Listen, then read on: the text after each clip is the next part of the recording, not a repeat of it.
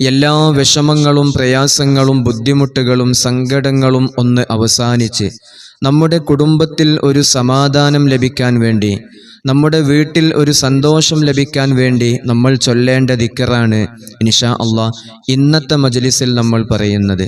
എല്ലാ ദിവസവും മഗ്രിബ് നിസ്കാരത്തിൻ്റെ ശേഷം ചൊല്ലുന്ന ദിക്റുകളും സ്വലാത്തുകളും എല്ലാം കഴിഞ്ഞ് അല്ലാഹു ഹാളിരി അല്ലാഹു നാളിരി അല്ലാഹു ഷാഹിദി അല്ലാഹു മഈ, ഈ ദിക്റിനെ അങ്ങ് പതിവാക്കുക.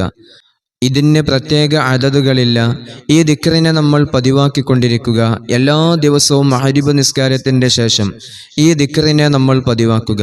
ഒരിക്കലും നമ്മുടെ വീട്ടിൽ നമുക്ക് സമാധാനം നഷ്ടപ്പെടുകയില്ല. പല കുടുംബങ്ങളിലും വലിയ വലിയ വിഷമങ്ങൾക്കും പ്രയാസങ്ങൾക്കും കുടുംബ കലഹങ്ങൾക്കും സാമ്പത്തിക നഷ്ടങ്ങൾക്കുമെല്ലാം കാരണം കണ്ണേറ് തന്നെയാണ്.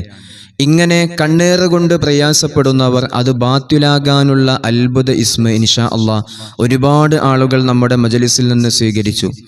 ഈ ഇസ്മിനെ നമ്മുടെ വീട്ടിൽ നമ്മൾ സൂക്ഷിക്കുകയാണെങ്കിൽ ഒരിക്കലും കണ്ണേറ് കൊണ്ടുണ്ടാകുന്ന ബുദ്ധിമുട്ടുകൾ നമ്മെ ബാധിക്കുകയില്ല.